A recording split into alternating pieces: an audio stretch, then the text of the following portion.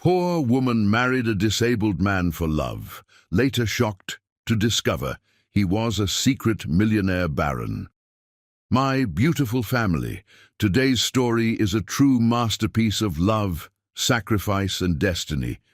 Please don't skip even a single moment because the ending will touch your soul and leave you deeply satisfied. Watch with an open heart, like, and share your thoughts in the comments. I promise this story will stay with you. Hi, my most powerful, loyal, and great family, how are you? Welcome back to Mr. Peter's Stories. I will take only your precious 2 minutes, and I want to ask you something. Why you don't trust your Mr. Peter? In which story did a woman ever lose in the end? Never, my family. Because in my stories, the woman always rises, always wins, always shines with her powerful victory. Women are not weak. Women are stronger than men. History itself proves it. Look at Harriet Tubman, a black woman who escaped slavery and went back again and again to free others. Look at Sojourner Truth, who stood before the world and said, "Ain't I a woman?" shaking the ground beneath her feet. Look at Rosa Parks, who with one act of courage refused to move and started a movement that changed history. Look at Maya Angelou, who turned her pain into poetry that lifted generations. These are not just women, my family. These are warriors. That is why in my stories, no matter the tears, no matter the storms, the woman never loses. She always comes out stronger, more powerful, and more victorious, because the strength of a woman is the strength of the world. If your heart is true, write present. If your love is real, write I am with Mr. Peter. Let me see my family shining in unity. Some men enter your life like thunder, sudden, powerful, and impossible to ignore. The morning rush at Café Luna hit like a tidal wave at exactly 7:47 a.m., and Stephanie Catley was drowning in orders. Steam hissed from the espresso machine while the register's digital display flickered ominously, a sure sign it would crash before noon. Again. She tucked a rebellious curl behind her ear, her dark skin glistening with perspiration as she juggled 3 orders simultaneously, her movements precise despite the chaos.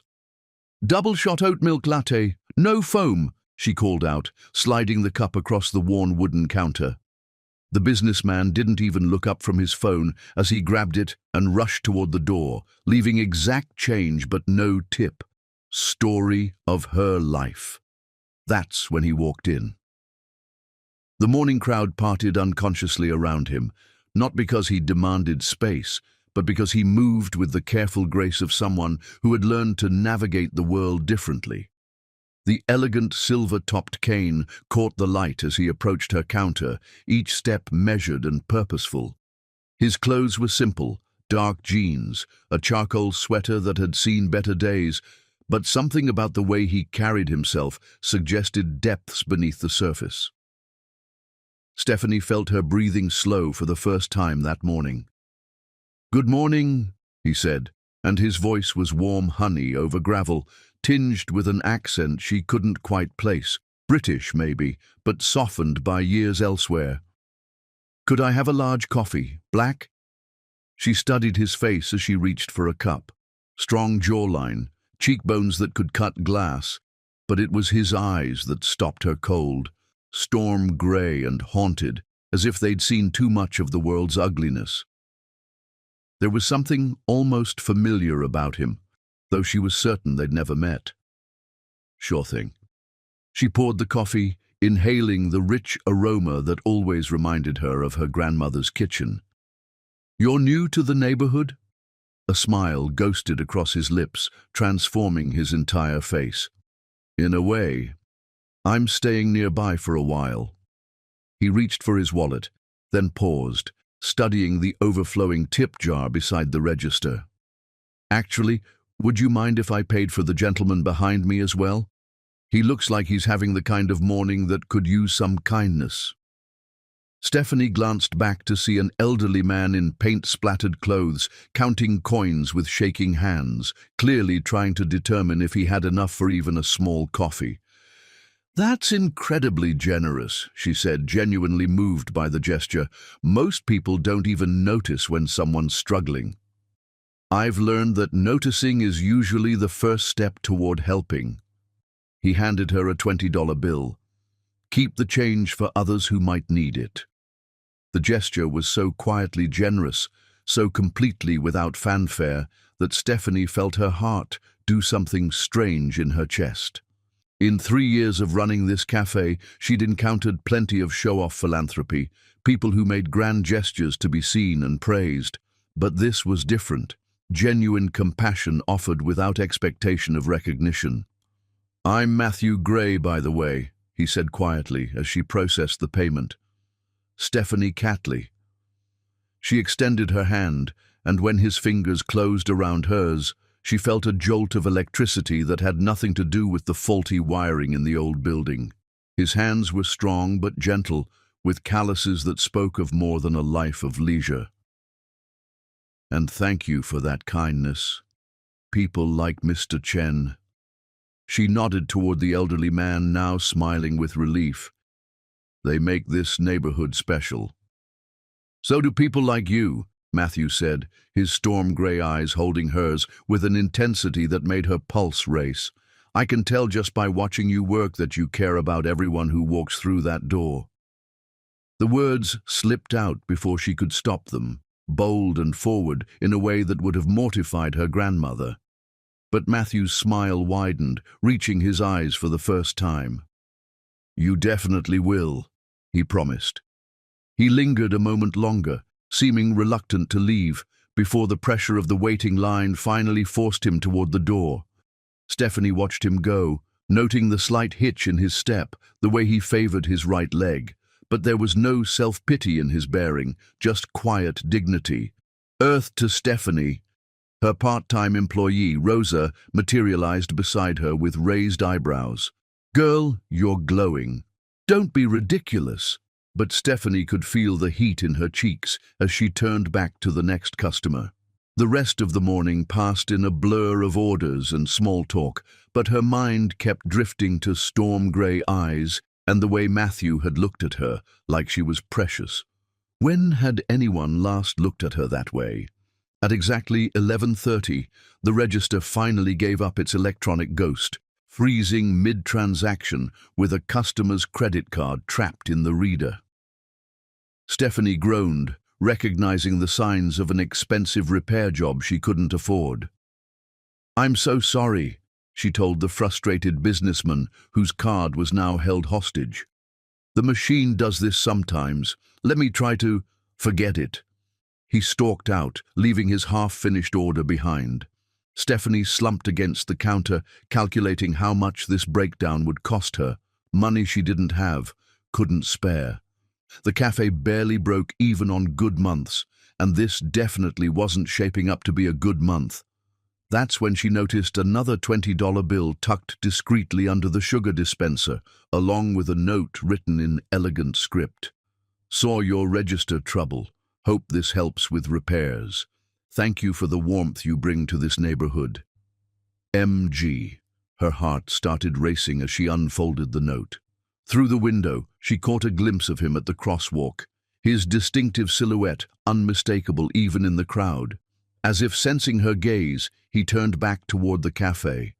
Their eyes met through the glass, and he touched his temple in a small salute before disappearing around the corner. Stephanie clutched the $20 bill, her heart hammering against her ribs. $40 total for a $3 cup of coffee and a stranger's kindness. But it wasn't about the money. It was about the gesture, the quiet generosity, the fact that he'd noticed her struggling and helped without making her feel like a charity case. Who was that? Rosa appeared at her elbow, following her gaze toward the now empty crosswalk. "I'm not sure," Stephanie admitted, and it was true. Matthew Gray was a mystery wrapped in worn denim and quiet dignity, but something told her he was going to matter a lot. She tucked the bill into her apron pocket, right next to her heart, and tried to ignore the voice in her head, whispering that men like Matthew Gray, Men who moved with that kind of unconscious elegance, who spoke with that refined accent, didn't usually end up in cafes like hers. There was a story there, layers beneath the surface that she found herself desperate to uncover. Outside, the first drops of an unexpected rain began to fall, and Stephanie found herself smiling as she wiped down the counter. Something told her this was just the beginning. Some storms, after all, brought exactly what you needed. Chapter 2. Secrets and Storms. The most dangerous lies are the ones we tell ourselves about the people we're falling for. 3 weeks later, Stephanie's heart still did that ridiculous flutter every time the brass bell above her door chimed at 8:15 a.m. sharp. Matthew Gray had become as regular as sunrise, appearing each morning with that same quiet smile and ordering the same large black coffee. But unlike the other regulars who barely acknowledged her existence, Matthew lingered. He asked about her day, remembered details she mentioned in passing, and somehow made her feel like the most fascinating person in the room. This morning was different, though. She could see it in the tension around his eyes, the way his fingers drummed against the counter as she prepared his coffee. "Rough night?" she asked, sliding the cup toward him. Matthew's laugh held no humor. "You could say that. I've been wrestling with some numbers that refuse to cooperate." He rubbed his temples, and Stephanie noticed the expensive-looking watch on his wrist, the first sign of real wealth she'd glimpsed beneath his carefully casual exterior. "What kind of numbers?" She leaned against the counter, genuinely curious. "I'm pretty good with math, if you need a fresh pair of eyes." Something flickered across his face, surprise maybe, or calculation. Financial projections mostly, nothing too exciting. He took a sip of his coffee, watching her over the rim. "What about you? How's business?" The question hit closer to home than he could know. Stephanie's stomach clenched as she thought about the stack of overdue notices hidden in her desk drawer, the loan payment she'd have to figure out by next Friday, the way she'd been rationing her own meals to keep the cafe stocked. "Could be better," she admitted, trying to keep her tone light. "The register repair set me back more than expected, and I'm behind on some payments." Matthew set down his cup with deliberate care. "What kind of payments?" "Business loan mostly. Equipment financing." She shrugged, embarrassed to be discussing her failures with this man who seemed to glide through life with such confidence. "Nothing I can't handle." But Matthew was studying her face with an intensity that made her feel transparent. "When do the payments need to be made?" "Friday." The word slipped out before she could stop it. "But really, I'll figure something out. I always do." Something shifted in Matthew's expression, a hardening around his eyes that reminded her he might not be as simple as he seemed. "What if I helped you look at the numbers? Sometimes a different perspective can reveal solutions that aren't immediately obvious." Stephanie blinked. "You'd do that?" "Of course." His voice was gentle now, the businesslike edge softening. "I'm quite good with financial planning, actually. It's what I do for work." The vague answer should have raised red flags, but Stephanie was too grateful and too desperate to question it. "That would be amazing. But I couldn't ask you to spend your evening." "You're not asking, I'm offering." Matthew reached across the counter and covered her hand with his, sending electricity shooting up her arm. "What time do you close?" 6, she managed, trying to ignore the way her pulse had kicked into overdrive at his touch. "Perfect. I'll bring dinner and we'll tackle those numbers together." As if summoned by their conversation, the lunch crowd began filtering in, breaking the intimate bubble around them. Matthew released her hand reluctantly, picking up his coffee. "Until tonight, then," he said, and the promise in his voice made her knees weak. The rest of the day crawled by with agonizing slowness. Stephanie found herself checking the clock every few minutes, her mind spinning with equal parts anticipation and anxiety. What was she doing? letting a virtual stranger examine her finances. But something about Matthew felt safe, trustworthy in a way that defied logic. By 5:45, she'd sent Rosa home early, cleaned every surface twice, and changed into the one decent blouse she kept in the back office for emergencies. She was adjusting the lighting when the bell chimed, and Matthew stepped through the door carrying bags from Antonio's, the upscale Italian place 3 blocks over. "I hope you like fettuccine Alfredo," he said, setting the bags on the counter. I took a guess. Stephanie's mouth watered at the rich aroma wafting from the containers. "I love it, but you didn't have to go to such expense." "It's my pleasure." Matthew was already moving toward her usual table by the window, and something about his easy confidence made her wonder if expensive dinners were nothing to him. "Shall we eat first, or would you prefer to dive straight into the numbers?" "Food first," she decided, suddenly ravenous. "I haven't eaten since breakfast." Matthew paused in unpacking the containers, a frown creasing his brow. "That's not healthy, Stephanie." The concern in his voice caught her off guard. When was the last time anyone had worried about her eating habits? "I get busy and forget," she said, settling into the chair across from him. "Occupational hazard of running your own place." "Still." Matthew served generous portions onto the plates he'd somehow procured, his movements practiced and elegant. "You need to take better care of yourself." The food was incredible, better than anything she could afford on her own, and Matthew proved to be excellent company. He asked thoughtful questions about her background, her dreams for the cafe, her family. She found herself telling him about her grandmother who'd taught her to bake, her parents' struggles as immigrants, her determination to build something lasting in this community. "What about you?" she asked as they finished eating. "Tell me about your family." Something shuddered in Matthew's expression. "Not much to tell. I'm somewhat estranged from them at the moment." The pain in his voice made her reach for his hand instinctively. "I'm sorry. That must be difficult." "It is." His fingers intertwined with hers, and she felt the calluses she'd noticed before, rough patches that spoke of physical work. "They have very specific expectations about how I should live my life, who I should spend time with. We've disagreed recently about those expectations." There was more to the story, much more, but Stephanie didn't push. She recognized the careful way he'd worded his answer, the way he'd deflected without quite lying. "Well," she said softly, "their loss is my gain." Matthew's smile was brilliant, transforming his entire face. "I was thinking the same thing about their opinion of you." Heat flooded her cheeks. "You told them about me?" "Not specifically." Matthew's thumb traced circles on the back of her hand, sending shivers down her spine. "But they know I've been happier lately, more myself than I've been in years." The confession hung between them, charged with possibility. Stephanie felt herself leaning forward, drawn by the intensity in his storm-grey eyes, the way his gaze dropped to her lips.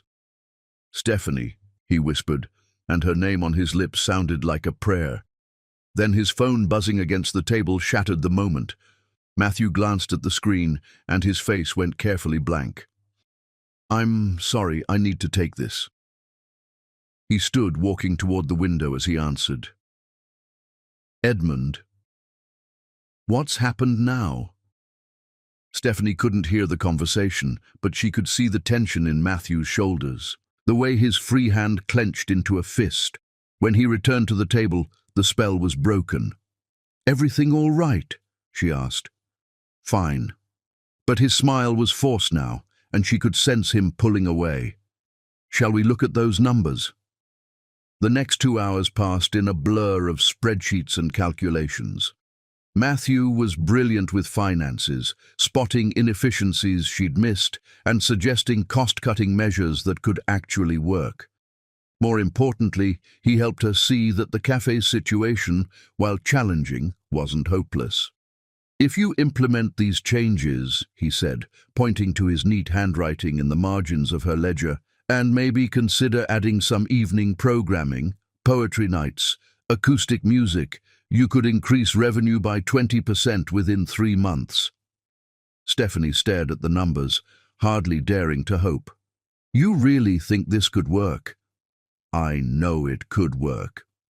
Matthew's voice was certain, authoritative in a way that made her wonder again about his mysterious background. You have something special here, Stephanie. You just need to let people see it. When she looked up, he was watching her with an expression she couldn't quite read. There was desire there, yes, but also something deeper, something that looked almost like reverence.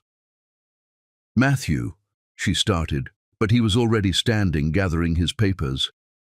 It's getting late, he said, though his eyes never left her face.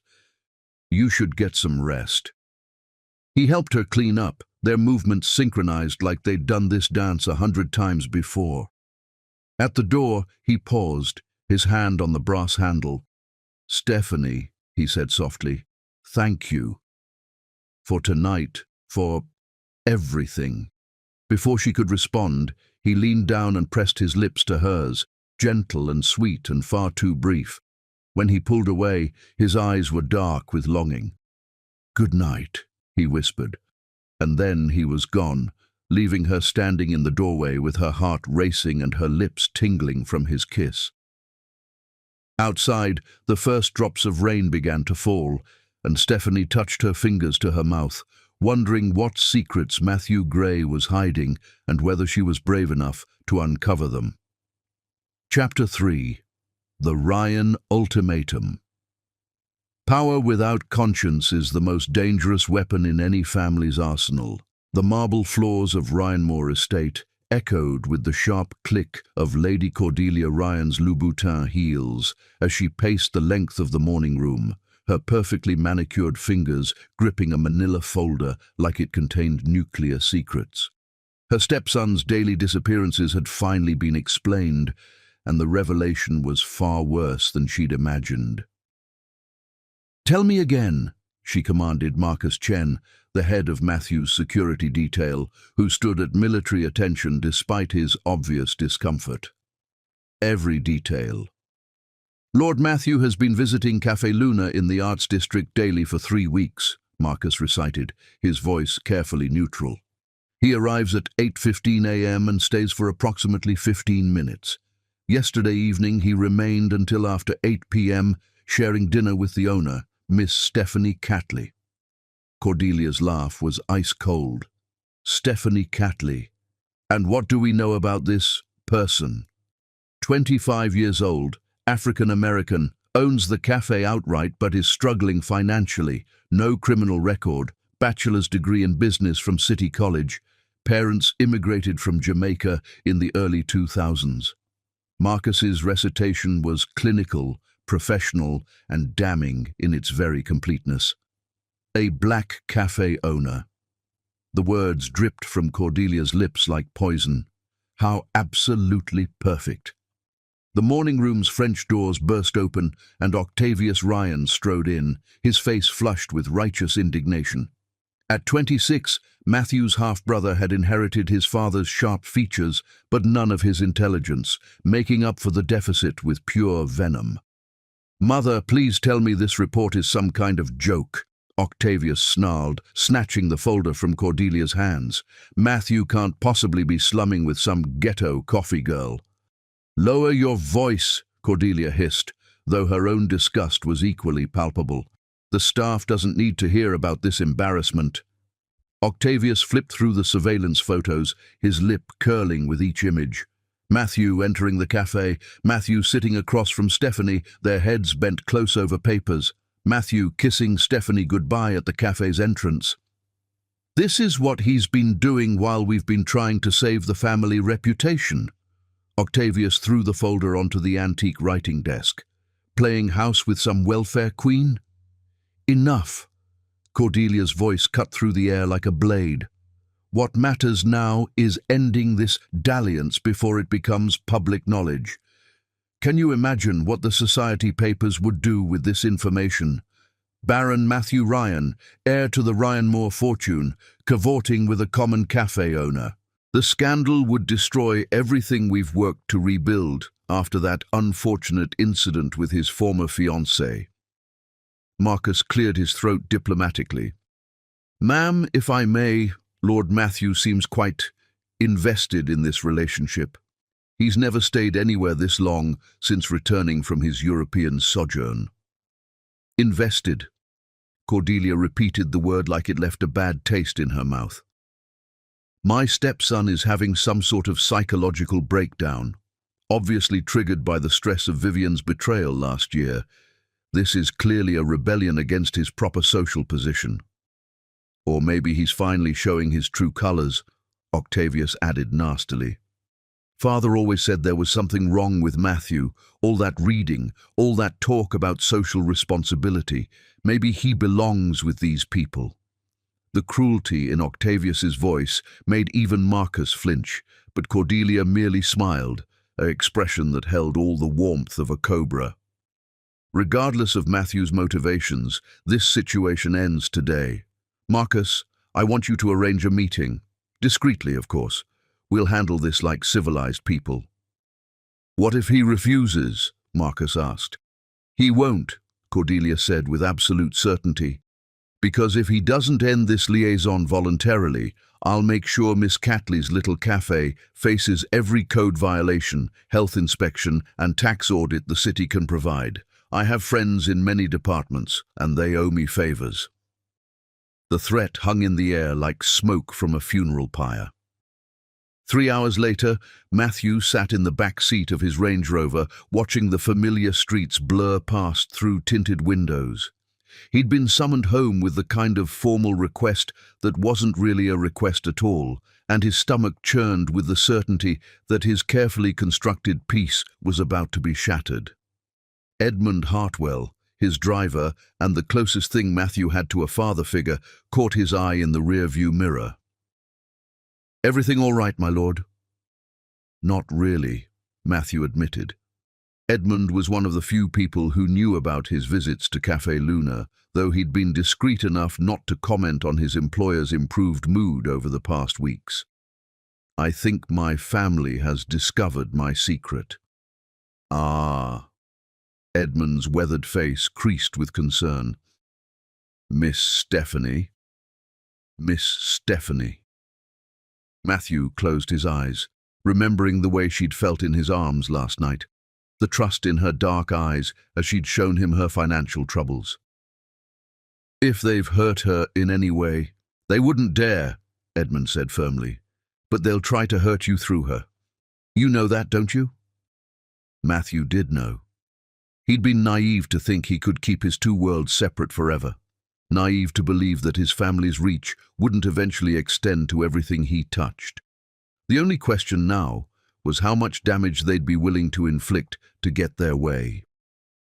Ryan Moore Estate rose before them like a monument to old money and older prejudices, its limestone facade gleaming in the afternoon sun. Matthew's grandfather had built this place as a symbol of the family's arrival in American high society, but to Matthew, it had always felt more like a beautiful prison.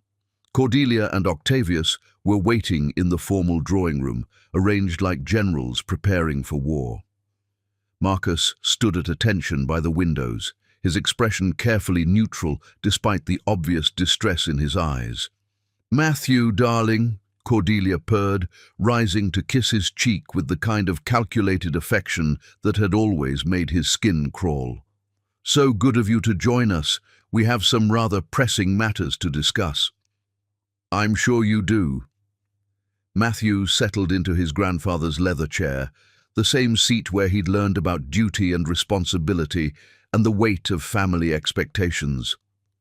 Should I assume this concerns my recent activities? Your recent embarrassments, you mean? Octavius couldn't contain himself, practically vibrating with malicious energy. Really, Matthew? A black cafe owner? Have you lost your mind completely? The racial slur hit Matthew like a physical blow, though he'd been expecting it. This was who his family truly was beneath their polish and pretense, people who measured worth by bloodlines and bank accounts. "Her name is Stephanie," Matthew said quietly, his voice carrying the kind of deadly calm that had made boardroom opponents quake. "And she's worth a dozen of anyone in this room." "How romantic," Cordelia said with false sweetness, "and how utterly inappropriate. Matthew, surely you understand that this little infatuation cannot continue. The family reputation The family reputation!" Matthew's control finally snapped, years of suppressed rage boiling over. "You mean the same reputation that was dragged through the mud when Vivian sold those photos to the tabloids? The same reputation you've been so concerned about while you've systematically destroyed everything decent about this family." "That's enough," Cordelia's mask slipped, revealing the viper beneath. "You are the heir to this family's legacy, and you will not throw it away for some common girl who sees nothing but dollar signs when she looks at you." "Stephanie doesn't even know who I really am," Matthew shot back, then immediately regretted the admission. Cordelia's smile was triumphant. "Doesn't she? How deliciously naive you are, darling. Do you really think a struggling business owner would be interested in a disabled man with no apparent prospects? She's playing a very clever game." The words hit their target with surgical precision. Matthew had wondered in his darkest moments whether Stephanie's interest was genuine, whether anyone could truly love him for himself, not his title or his money. "I see the doubt in your eyes," Cordelia continued ruthlessly. "Deep down you know I'm right. This girl is using you, and when she discovers the truth about your wealth, she'll either demand payment for her silence or try to trap you into marriage. Either way, you lose." "You're wrong," Matthew said, but his voice lacked conviction. "Am I? Then tell her the truth. Tonight. Tell her exactly who you are, and watch how quickly her affections change." Octavius leaned forward, sensing weakness. "Or you could end this farce now and save yourself the humiliation. We've already arranged several social opportunities with appropriate young women. Lady Catherine Pemberton is recently returned from Switzerland." "No!" The word came out like a gunshot. "I won't be your performing seal anymore." "Then you'll lose everything," Cordelia said softly. "Your trust fund, your inheritance, your place in this family, all for a girl who wouldn't look twice at you if she knew you were just another broken aristocrat." The threat was real. Matthew had seen his family destroy others who'd crossed them. But as he sat in that opulent room, surrounded by people who shared his blood but none of his values, he realized he didn't care. "Maybe that's exactly what I want to find out," he said, rising from his chair with as much dignity as his injured leg would allow. As he walked toward the door, Cordelia's voice followed him like a curse. "You'll regret this, Matthew. And when that girl breaks your heart, don't come crawling back here expecting sympathy." Matthew paused at the threshold, his hand on the brass doorknob that his grandfather had installed. "The only thing I regret is spending so many years caring what any of you thought." The door closed behind him with finality, and Matthew knew there would be no going back. Now he had to find Stephanie and pray that what they'd built together was strong enough to survive the truth. Because tonight, one way or another, all his secrets would finally come to light. Chapter 4. Hearts Entwined. Love is the only truth that makes liars of us all, and the only lie that makes us completely honest. Stephanie had never believed in perfect moments until she found herself wrapped in Matthew's arms on her tiny apartment balcony, watching the sunset paint the city in shades of gold and crimson. 3 days had passed since their kiss at the cafe, and each moment they'd spent together had felt like stepping deeper into a dream she was terrified to wake up from. "Tell me something nobody else knows about you," Matthew murmured against her temple, his breath warm on her skin. They were curled together on the old wicker love seat she'd inherited from her grandmother, a blanket draped over their legs against the evening chill. Stephanie tilted her head to look at him, marveling at how relaxed he seemed in her modest space. Her entire apartment could fit in the master bedroom of the houses his accent suggested he'd grown up in, but he never seemed uncomfortable here.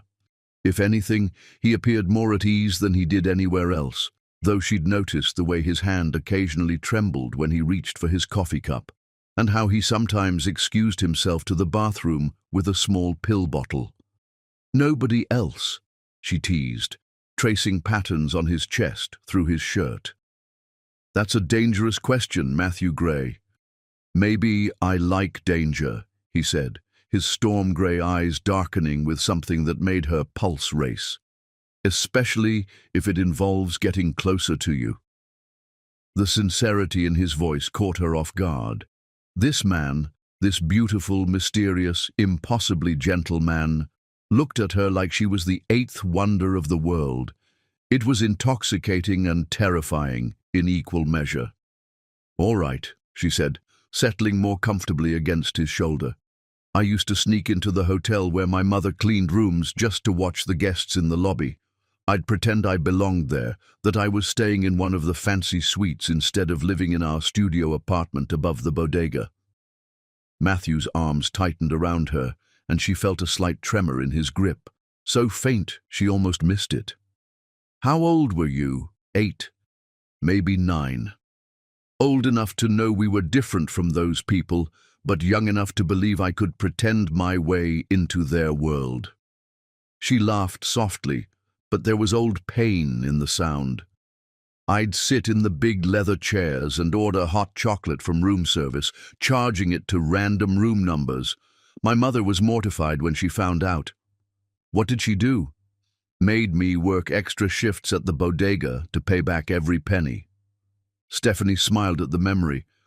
"But she also sat me down and told me that I didn't need to pretend to be someone else to be worthy of beautiful things, that someday I'd earn them myself."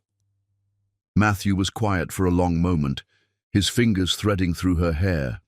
She noticed him discreetly checking his watch, a gesture she'd seen him make several times throughout the evening, as if counting hours until something.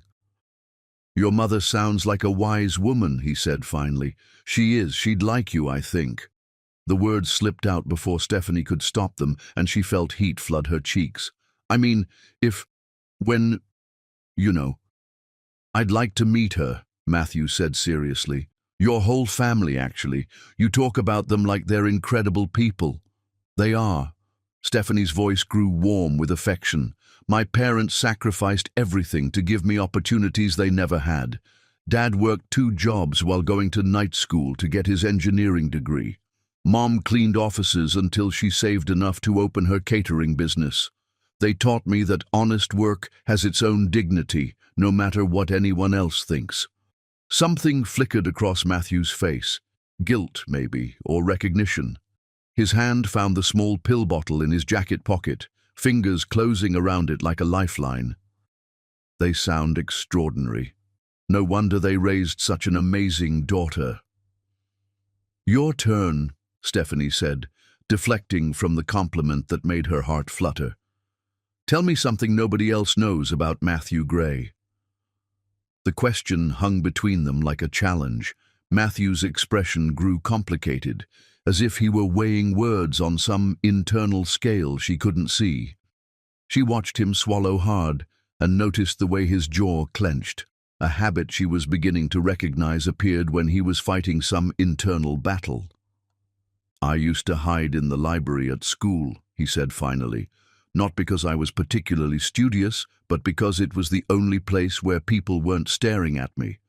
After the accident that damaged my leg, everyone either looked at me with pity or avoided me entirely. But in the library, I could just be another person reading." Stephanie's heart ached for the lonely boy he must have been. "How old were you when it happened?" 12.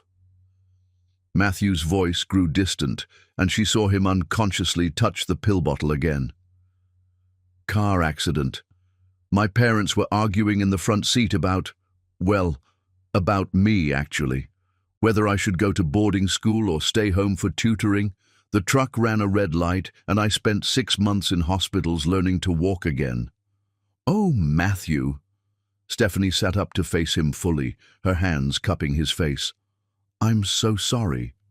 The worst part wasn't the pain or the physical therapy, he continued, his eyes locked on hers. It was realizing that even my own family saw me as broken afterward, something to be managed rather than loved. And the medications. He trailed off, looking away. The medications? Matthew was quiet for so long she thought he wouldn't answer. When he spoke, his voice was barely above a whisper. They started with legitimate pain management, surgery after surgery, months of recovery. But somewhere along the way, the pills became necessary for more than just physical pain. And my family, they used that dependency as another way to control me.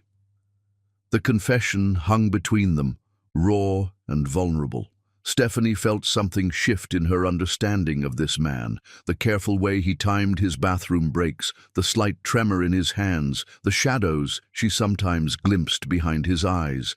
Matthew, she said gently, are you still trying to stop? He said quickly. I've been reducing the dosage. It's why I moved out of the family estate, why I've been trying to live differently, but withdrawal is... He laughed bitterly. Let's just say it's not pretty. Is that why you seemed nervous about tonight? I was terrified you'd notice, that you'd see me as just another rich addict who can't get his life together. His laugh was shaky. The irony is that you make me want to be better. For the first time in years, I have a reason to fight this thing. The raw honesty in his confession broke something open in Stephanie's chest. This man who carried himself with such quiet dignity had been fighting demons she couldn't have imagined, battling not just his family's control, but his own body's betrayal. You're not broken, she said fiercely. You're one of the strongest people I've ever met. And if you're fighting this, then you're not fighting it alone anymore. Matthew's smile was brilliant and heartbreaking at the same time. You terrify me, he admitted, his thumb tracing her cheekbone with reverent gentleness.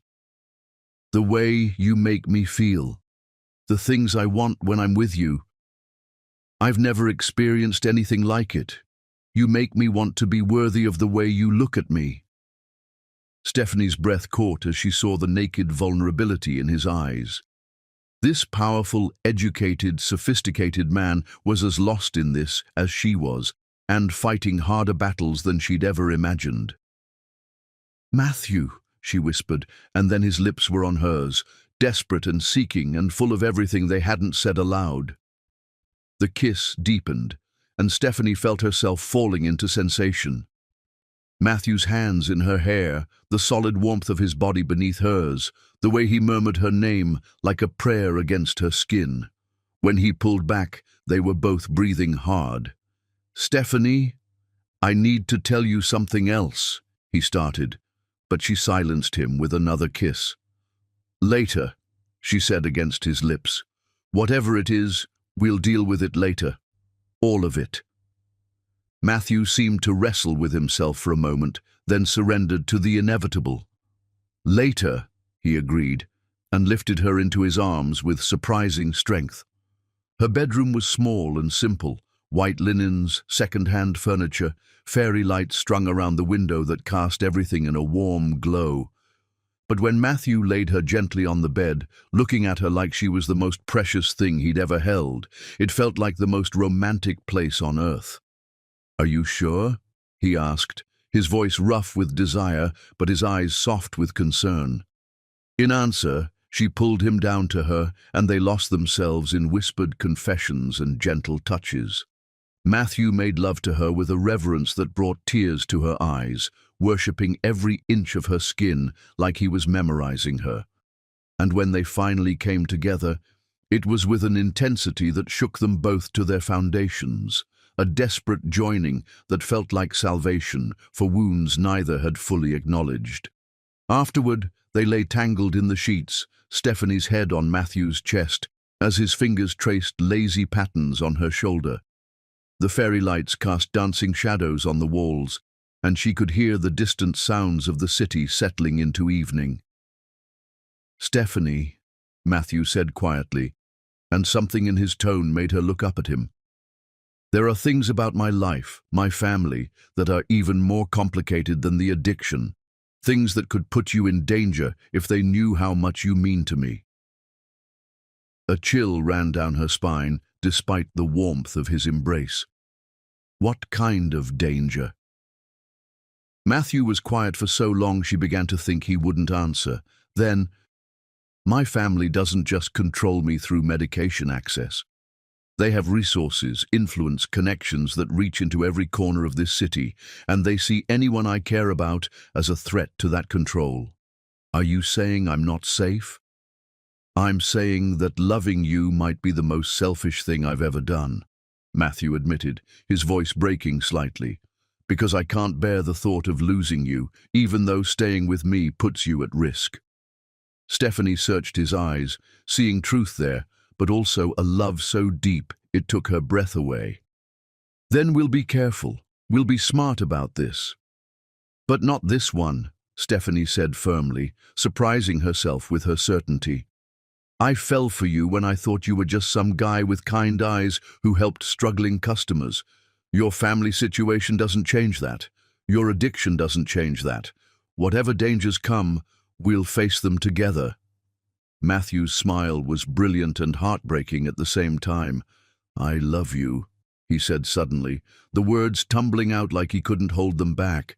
"I know it's too soon, and I know this is all complicated, but I love you, Stephanie Catley. You make me want to be the man I was before everything went wrong."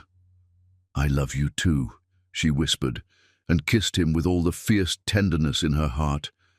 "And you're already that man. You've been him all along."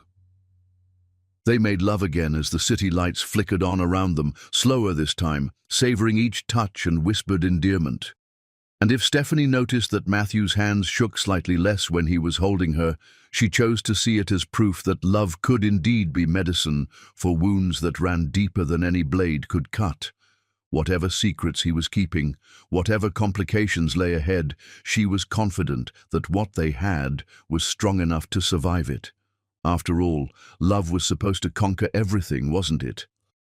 Outside, the first stars appeared in the darkening sky, and Stephanie fell asleep in Matthew's arms, dreaming of a future where nothing else mattered but the way he looked at her like she was his salvation. She had no way of knowing that 3 blocks away, a photographer with a telephoto lens was already uploading pictures, or that by morning, those images would change everything, forcing Matthew to choose between his recovery and her safety in ways that would test whether love really could conquer the demons that lived in plain sight. Chapter 5. Dangerous Deceptions. The cruelest wars are fought not with weapons, but with whispers that poison everything they touch. The photographs arrived at Ryan Moore Estate at precisely 9 a.m., delivered by a discreet courier who disappeared as quickly as he'd come. Cordelia Ryan spread them across the polished mahogany dining table like a general planning a siege, her perfectly manicured fingers drumming against the wood as she studied each image with calculating precision. Matthew and Stephanie on her apartment balcony, silhouetted against the sunset. Matthew carrying Stephanie across the threshold of her bedroom, their shadows visible through sheer curtains, bodies intertwined in unmistakable intimacy.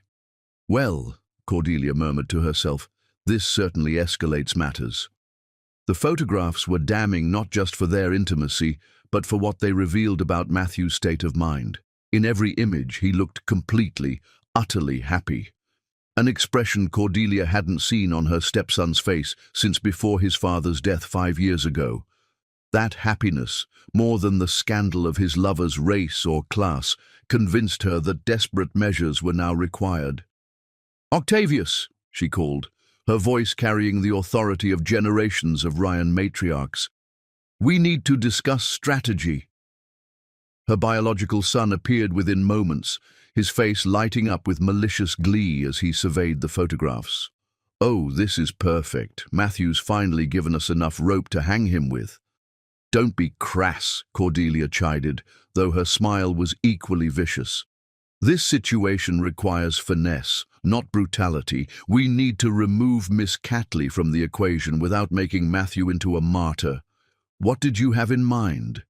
Cordelia's smile widened, revealing teeth as sharp as a shark's. Something that will make the girl run from Matthew herself, while teaching my stepson a valuable lesson about the consequences of defying family expectations.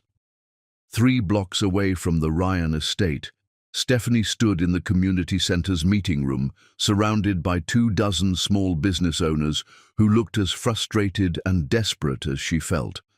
The monthly Small Business Alliance meeting had been called to address a rash of sudden code violations and inspection failures that were plaguing establishments throughout the arts district.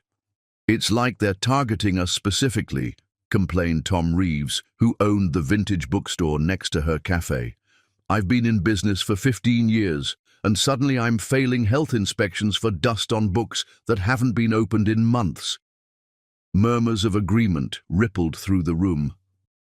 Sarah Kim from the pottery studio had been cited for noise violations that had never been an issue before. The organic grocery on the corner was facing licensing challenges that threatened to shut them down permanently. "Has anyone else noticed the timing?" asked Mrs. Patterson, the elderly woman who ran the flower shop. "All of these problems started about 2 weeks ago." Stephanie's stomach clenched with sudden understanding. 2 weeks ago was exactly when Matthew had confronted his family about their relationship. The timing couldn't be coincidental.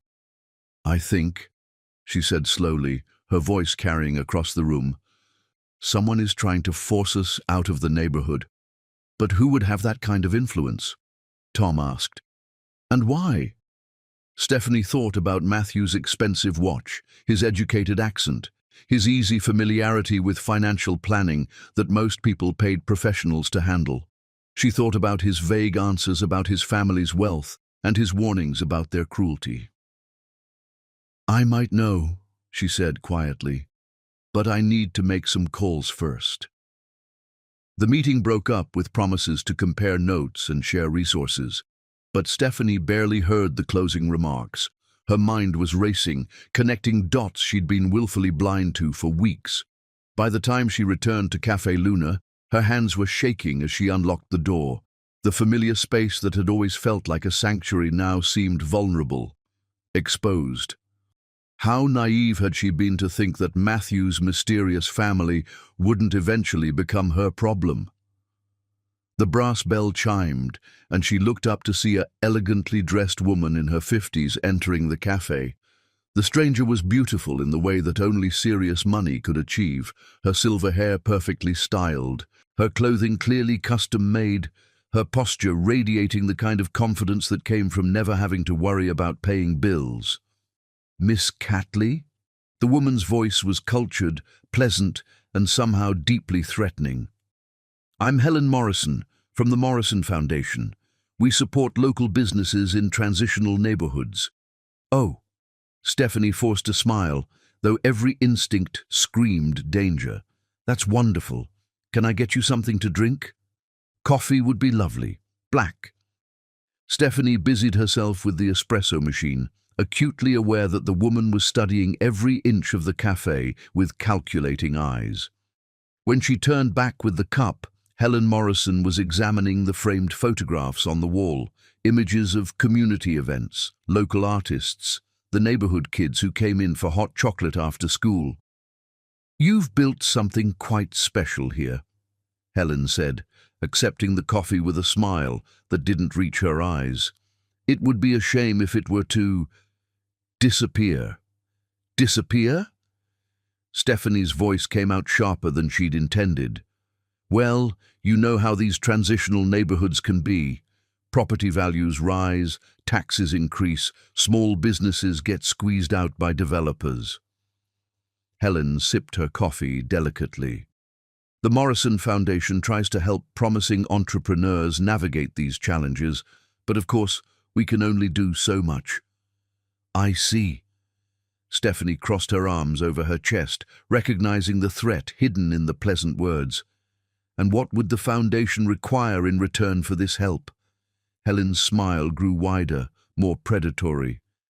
Oh, nothing too demanding. We simply like to ensure that the business owners we support are suitable ambassadors for the community, people of good character who won't embarrass themselves or their sponsors. The emphasis on suitable hit Stephanie like a slap. This wasn't really about business development. It was about her relationship with Matthew. Somehow this woman knew exactly who she was and why she mattered. I appreciate the offer, Stephanie said carefully, but I prefer to handle my business independently. How admirably naive. Helen set down her coffee cup with deliberate precision. Miss Catley, let me be more direct.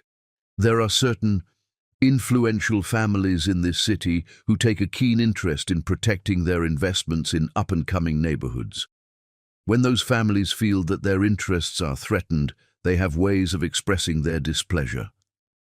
Are you threatening me? The question came out steadier than Stephanie felt. I'm offering you a choice.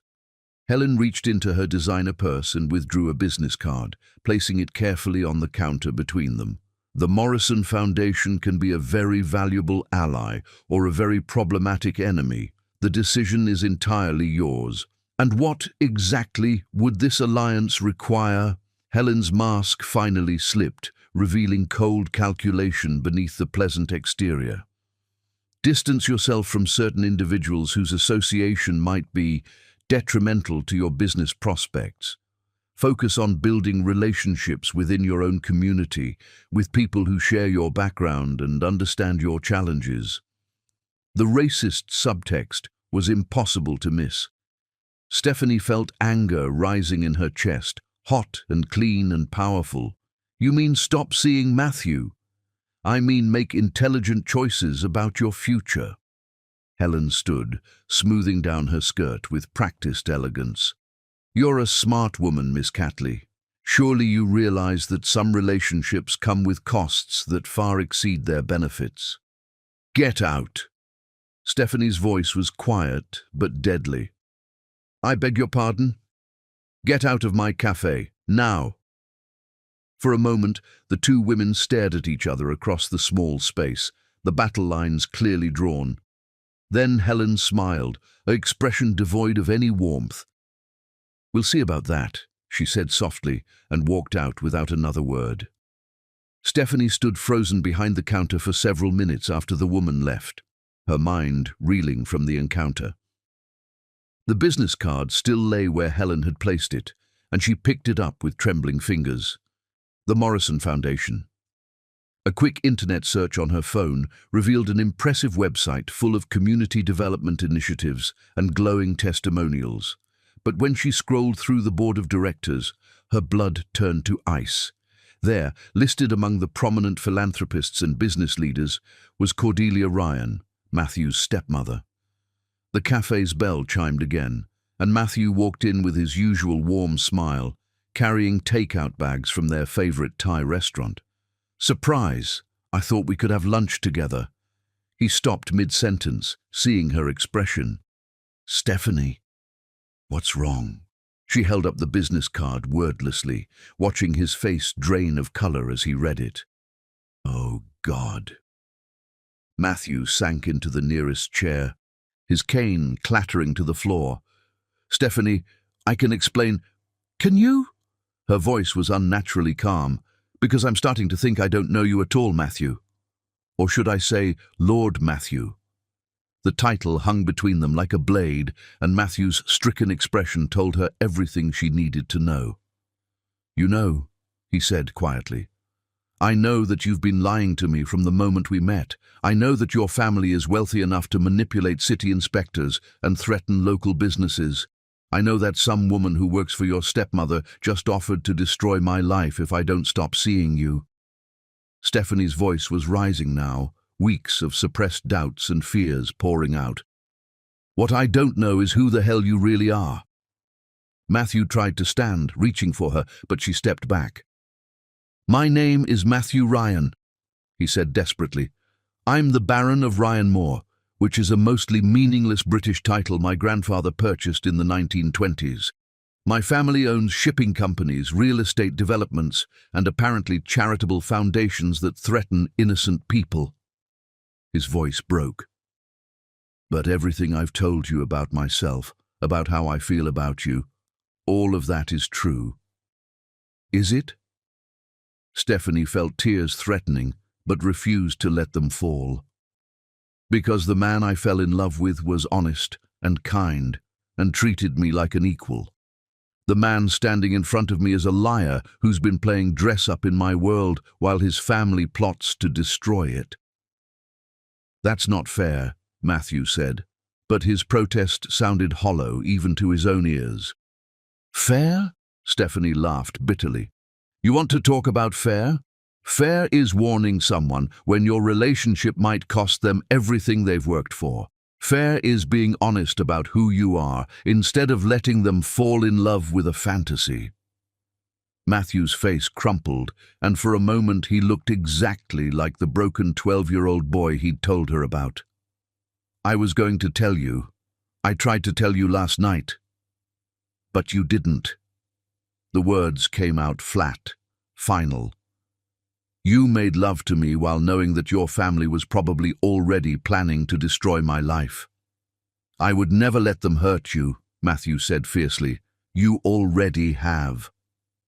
The simple statement hit him like a physical blow. Stephanie turned away, unable to look at the pain in his eyes without her resolve crumbling. I think you should go, she said quietly. And I think we need some time apart while I figure out what's real and what's been performance. Stephanie, please. Go, Matthew. Her voice was steady now, empty of everything except exhaustion. Just go. She didn't turn around to watch him leave, but she heard his footsteps, slower and heavier than usual, and the soft chime of the bell as the door closed behind him. Only then did she allow herself to cry. Chapter 6. Shattered Illusions. The cruelest discovery is not that someone has lied to you, but that you help them do it by wanting so desperately to believe. Stephanie spent the night after Matthew's revelation sitting on her apartment floor, surrounded by laptop printouts and coffee-stained tissues, researching everything she could find about the Ryan family empire. What she discovered made her feel like the biggest fool who'd ever lived. Baron Matthew Ryan, heir to a shipping and real estate fortune worth over $2 billion, graduate of Harvard Business School, former fiancé of socialite Vivian Pemberton, whose leaked intimate photos had caused a scandal that dominated society pages for months. Current head of Ryan Industries Charitable Foundation and board member of a dozen prestigious organizations. The man she'd fallen in love with, the man who'd claimed to understand her struggles while battling his own addiction, had more money in his checking account than she'd see in 10 lifetimes. You idiot, she whispered to her empty apartment, staring at a photograph of Matthew in a tuxedo at some gala, looking every inch the aristocrat he'd been born to be. You absolute idiot. But even as she felt the betrayal cut deep, she couldn't forget the tremor in his hands when he'd confessed his dependency, the genuine shame in his voice when he'd talked about his family's control. The addiction was real. The pain was real. But so were the lies. Her phone buzzed with another text from Matthew. She'd stopped reading them hours ago, but the constant notifications were like needles under her skin. Finally, she turned the phone off entirely and tried to sleep. She failed spectacularly. The next morning arrived grey and drizzling, matching her mood perfectly. Stephanie dragged herself to Café Luna early, hoping that the familiar routine of opening would provide some comfort. The street seemed unusually quiet. No morning joggers, no dog walkers, none of the usual neighborhood bustle. She should have recognized it as a warning sign. The smell hit her first, something acrid and chemical that made her nose burn. Then she saw the smoke seeping from beneath the cafe's back door, and her blood turned to ice. "Fire!" she screamed, though the street was empty. Her hands shook as she fumbled for her keys. but the front door was already hot to the touch. Through the window, she could see flames licking at her counter, her equipment, everything she'd worked for, dissolving into smoke and ash. She pulled out her phone to call 911, but before she could dial, strong hands grabbed her from behind. "Miss Catley?" The voice was cultured, pleasant, and coldly familiar. Helen Morrison, the woman from the fake charity foundation, stepped into view, no longer bothering with her kindly benefactor act. Such a terrible accident, old buildings, faulty wiring, these things happen. "You did this." Stephanie's voice was steady despite the terror coursing through her veins. "You're destroying my cafe." "I'm solving a problem," Helen corrected, her smile sharp as a blade. "Lady Cordelia gave you multiple opportunities to distance yourself from her stepson voluntarily. You chose to ignore those opportunities." The hands holding Stephanie belonged to two men in expensive suits, not thugs, but corporate enforcers who looked like they'd stepped out of a boardroom. The kind of violence that came with liability waivers and legal disclaimers. "Where is he?" Stephanie demanded, trying to twist free. "Where's Matthew?" "Lord Matthew is currently dealing with a family emergency at the estate," Helen said pleasantly.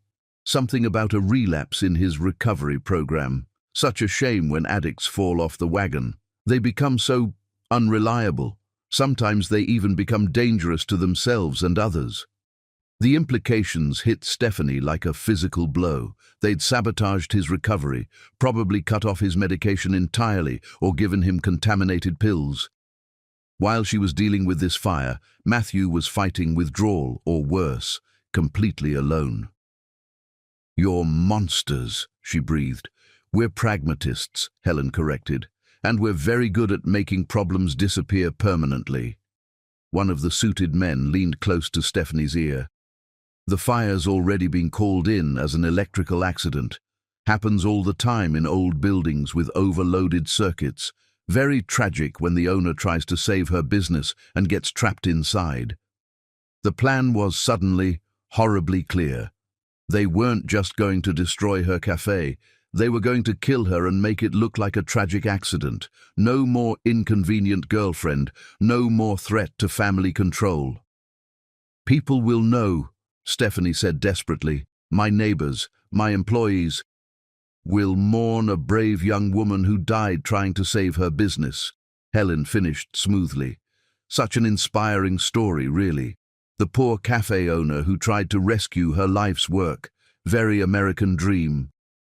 The flames were spreading now, and Stephanie could hear sirens in the distance, probably responding to the accidental fire report these people had already called in. In minutes, this would all be over. Her cafe destroyed, her life ended, and Matthew left, believing she'd died in an accident while he was too drugged or sick to help her. "Please," she whispered, hating herself for begging but desperate to live. "I'll leave. I'll disappear. You'll never see me again." "Too late for that, I'm afraid," Helen said with false sympathy. "You've already seen too much, know too much, and Lady Cordelia is very thorough about loose ends." The suited men began dragging her toward the burning building, and Stephanie realized with crystal clarity that she was about to die. Not in some dramatic confrontation, but as a footnote in a rich family's campaign to control their heir. She'd be a cautionary tale, a reminder of what happened to people who reached above their station. That's when the black Range Rover came screaming around the corner, tires smoking as it took the turn too fast. Matthew burst from the vehicle before it had fully stopped, his usually perfect appearance disheveled, his face gaunt with what looked like withdrawal, but his eyes blazing with fury. Behind the wheel, Edmund sat rigid with determination, clearly having broken every traffic law getting here. "Let her go," Matthew's voice carried across the street with deadly, quiet authority. "Now." Helen's mask of pleasantness finally slipped completely. "Lord Matthew, you should be resting. You've had such a difficult morning." "I know exactly what kind of morning you arranged for me," Matthew snarled, his hands shaking. But not from withdrawal now, from rage. cut-off medication, contaminated water supply, locked doors, very creative, but you underestimated Edmund's lock-picking skills. The older man had indeed gotten Matthew out, and from the looks of it, they'd both figured out what was happening here just in time.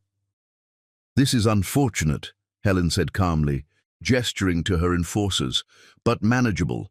Tragic when drug addicts have violent episodes. Sometimes they hurt innocent people before the overdose takes them." The implications were clear. They'd kill Matthew too and blame it on his addiction. Two problems eliminated with one manufactured crisis. But Matthew was already moving, his cane forgotten as he grabbed a piece of construction debris and swung it at the first enforcer's head. Years of physical therapy had left him stronger than he looked, and his desperation gave him speed. The man went down hard. The second enforcer pulled a gun, but Edmund was already there, moving with surprising agility for a man his age. The weapon went spinning across the pavement as the two men wrestled. Helen reached into her purse, probably for another gun, but Stephanie broke free from her shock and tackled the older woman, both of them hitting the ground hard. "Stephanie!" Matthew was beside her instantly, pulling her away from Helen. "Are you hurt?" "The fire," she gasped. "They set fire to my cafe." Matthew's face went murderous as he turned toward Helen, who was struggling to her feet with blood streaming from her nose. "You tried to kill her," he said, his voice deadly quiet. "You burned down her business and tried to murder the woman I love." "Your family's business," Helen corrected, wiping blood from her lip. "This was all authorized by Lady Cordelia. I'm simply following orders." "Then my stepmother just declared war," Matthew said quietly. "And she's going to lose." The sirens were getting closer now. Real fire trucks, real police, drawn by the very public disturbance Helen's people had never anticipated. In minutes, this quiet street would be crawling with witnesses and authorities. Helen seemed to realize her situation had become untenable. She signaled to her remaining conscious enforcer, and they began backing toward a waiting sedan. "This isn't over," she called out.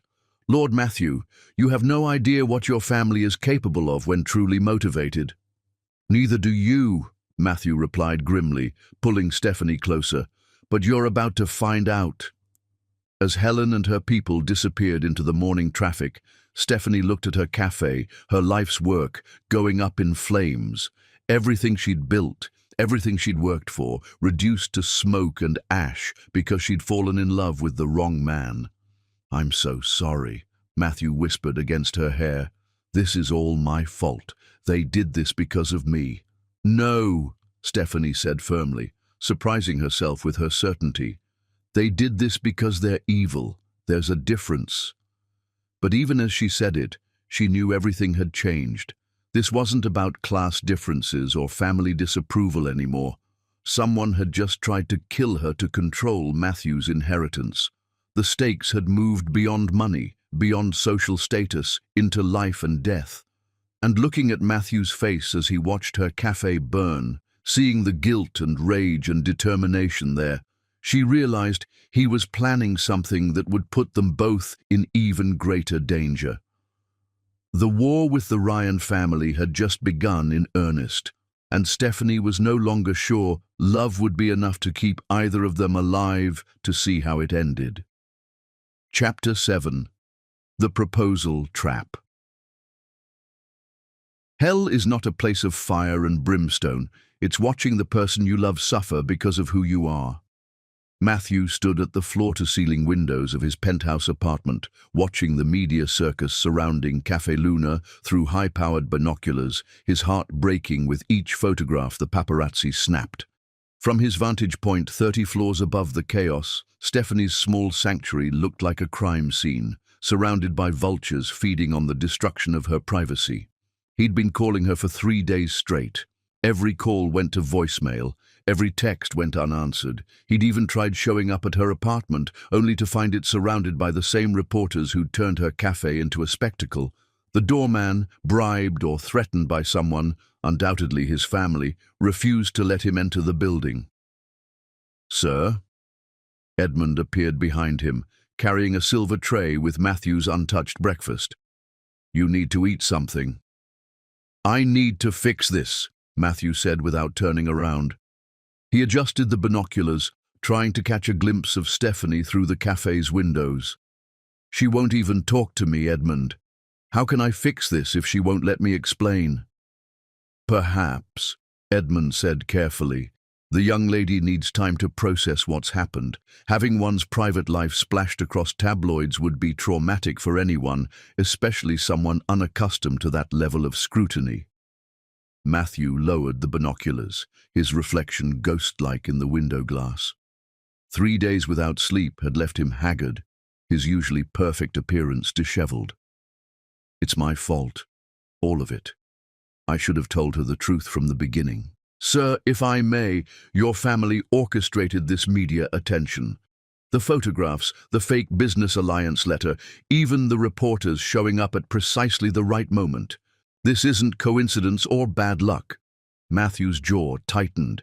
He'd suspected as much, but hearing it confirmed made his fury burn even hotter.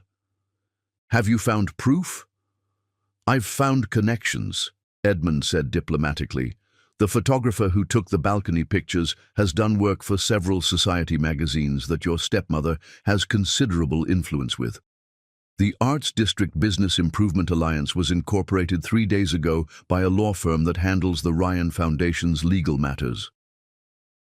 "Enough proof to confront them?" Edmund's expression was troubled. "Sir, confronting your family now might make things worse for Miss Stephanie. They're holding all the cards at the moment." Matthew turned away from the window, rage and helplessness warring in his chest. "Then what do you suggest I do? Let them destroy the woman I love while I stand by and watch?" "I suggest," Edmund said quietly, "that you consider making a strategic retreat. Give Miss Stephanie space to deal with this crisis without the additional burden of managing your family's expectations. Show your love by stepping back, not charging forward." The suggestion felt like surrender, but Matthew could see the wisdom in it. Every attempt he'd made to reach Stephanie had only brought more attention, more scrutiny.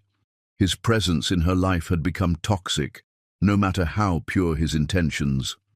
His phone buzzed with an incoming call, and his stepmother's name flashed on the screen.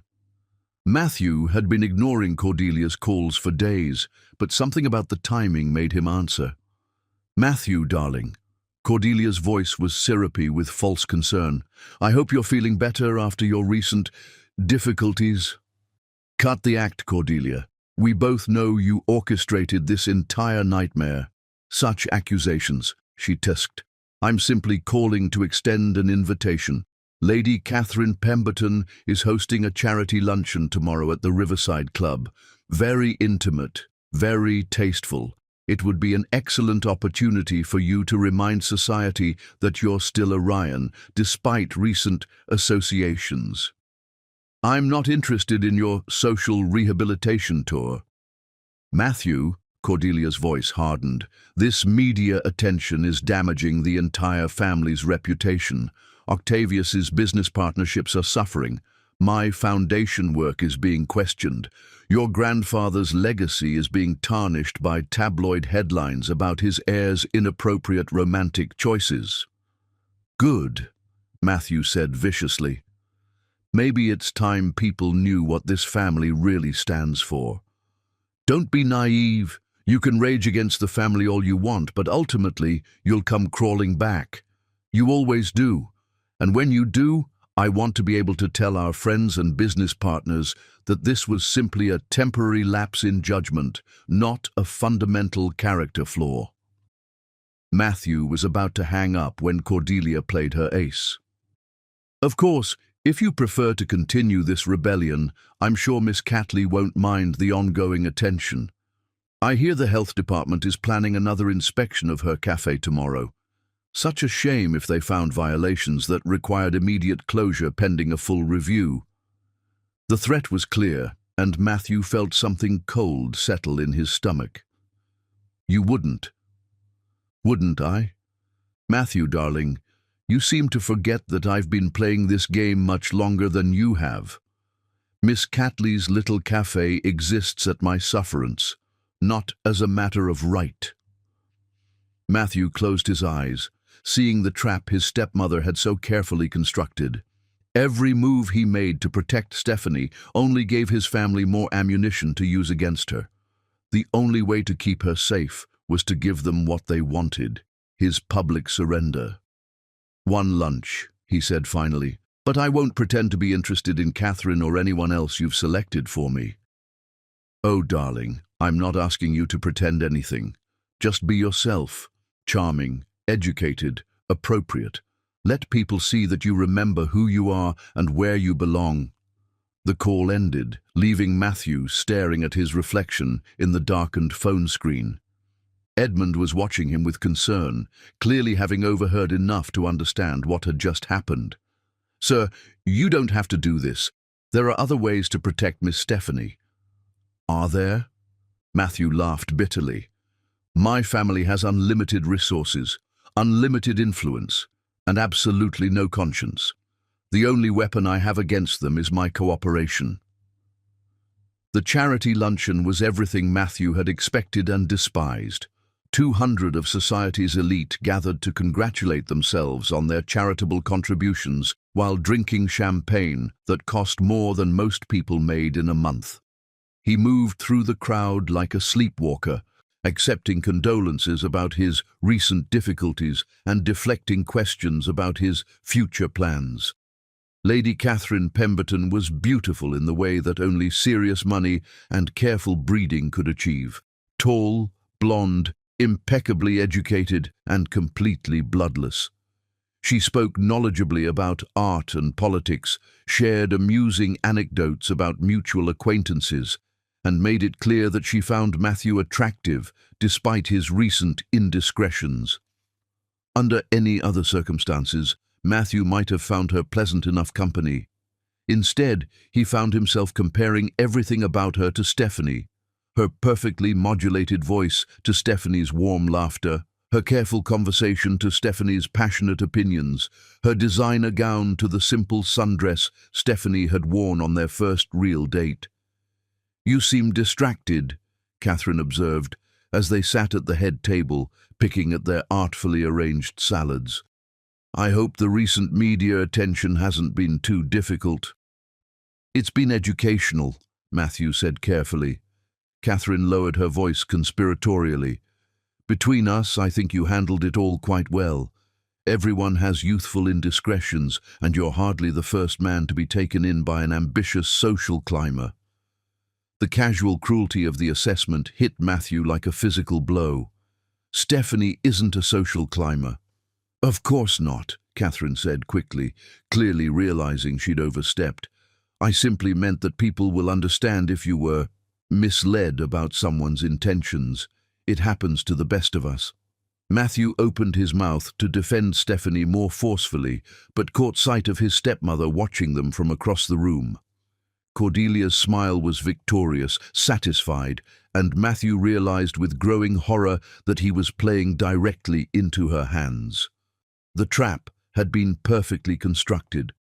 By appearing publicly with Catherine, by allowing people to assume he was moving on from his relationship with Stephanie, he was inadvertently validating every cruel assumption about his motives.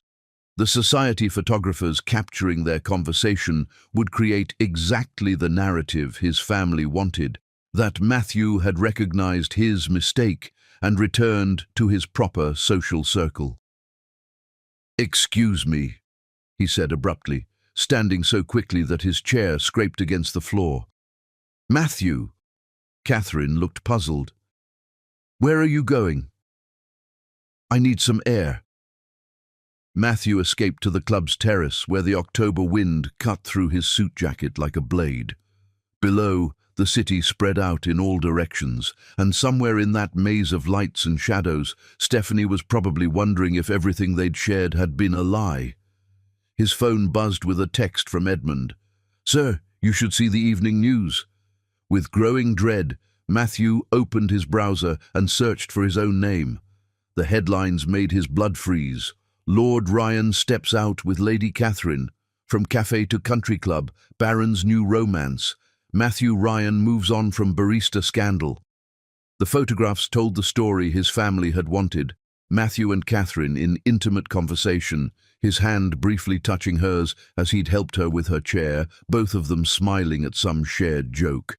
To anyone looking at these images, it would appear that he'd already forgotten about Stephanie and moved on to someone more appropriate. Matthew stared at the photos in horror, imagining Stephanie seeing them, imagining what she must think, that their entire relationship had been meaningless to him, that she'd been nothing more than a temporary rebellion, easily discarded when his family applied pressure. He tried calling her immediately, but her phone went straight to voicemail. He tried texting, but the messages showed as undelivered. It was as if she'd disappeared entirely, erasing herself from his life as thoroughly as his family had wished. "Sir?" Edmund appeared on the terrace, his expression grim. "I've been monitoring the situation. Miss Stephanie closed the cafe early today and hasn't been seen since. Her neighbors report that she's been packing boxes." "She's leaving," Matthew said numbly. "It appears so, sir." Matthew gripped the terrace railing, his knuckles white with pressure.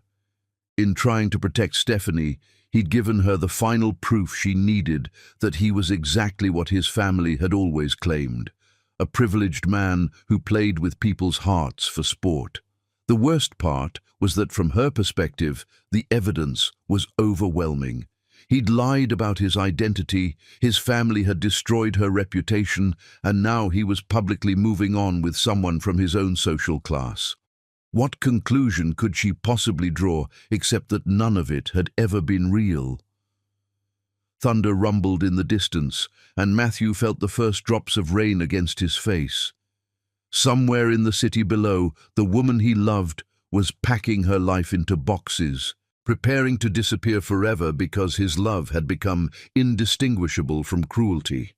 He'd lost her. Despite all his wealth and privilege and supposed power, he'd lost the only thing that had ever truly mattered to him, and this time he wasn't sure love would be enough to win her back. Chapter 8. Truth and Consequences. Sometimes the truth arrives too late to prevent heartbreak, but just in time to prevent a lifetime of regrets. The moving boxes sat stacked in Stephanie's temporary apartment, like tombstones marking the death of her old life. The insurance company had found a furnished place for her while investigating the electrical fire that had destroyed Café Luna, though both she and Matthew knew the truth would never officially see daylight. The Ryan family's influence reached too deep into the city's infrastructure for real justice through conventional channels. She'd spent 3 days in this sterile space, jumping at every sound, checking locks obsessively, and wondering if Helen Morrison's people were watching from the building across the street. The attempted murder had shattered her sense of safety in a way that no amount of Matthew's security could fully restore. The knock at her door was so soft she almost missed it, but the familiar cadence, 3 gentle raps, pause 2 more, told her it was Edmund even before she checked the peephole. "Miss Catley?"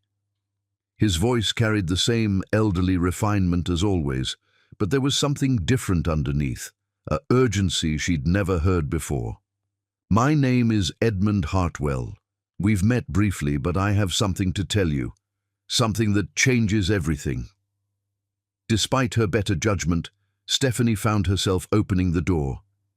Edmund stepped inside with his usual old-fashioned courtesy, but his typically perfect composure was cracked around the edges. His silver hair was slightly disheveled, his usually immaculate suit wrinkled as if he'd been up all night. "How is he?" she asked immediately. "Matthew." After the withdrawal they forced on him.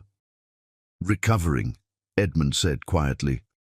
"Physically, at least. Emotionally." He shook his head. "He blames himself for what happened to you, for your cafe. He's barely eating, barely sleeping, talking about giving up his inheritance entirely if it will keep you safe." Stephanie's heart clenched. That's exactly what they want. which is why I'm here."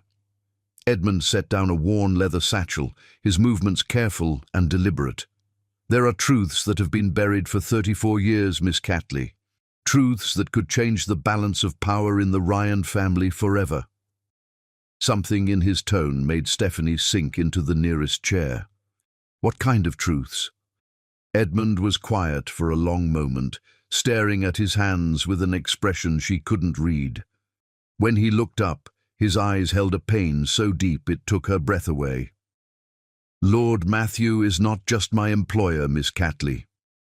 He's my son." The words hung in the air like a thunderclap. Stephanie stared at Edmund, certain she'd misheard. "What did you say?" "Matthew Ryan is my biological son," Edmund repeated, his voice steady despite the tremor in his hands. "I am his father." That's impossible." Stephanie's mind reeled, trying to process the implications. "He said his father died 5 years ago. Car accident." "Charles Ryan died in a car accident 5 years ago," Edmund confirmed. "But Charles Ryan was not Matthew's biological father." "I am." The room seemed to tilt sideways. "But how? Why?" Edmund opened the leather satchel and withdrew a manila folder thick with documents.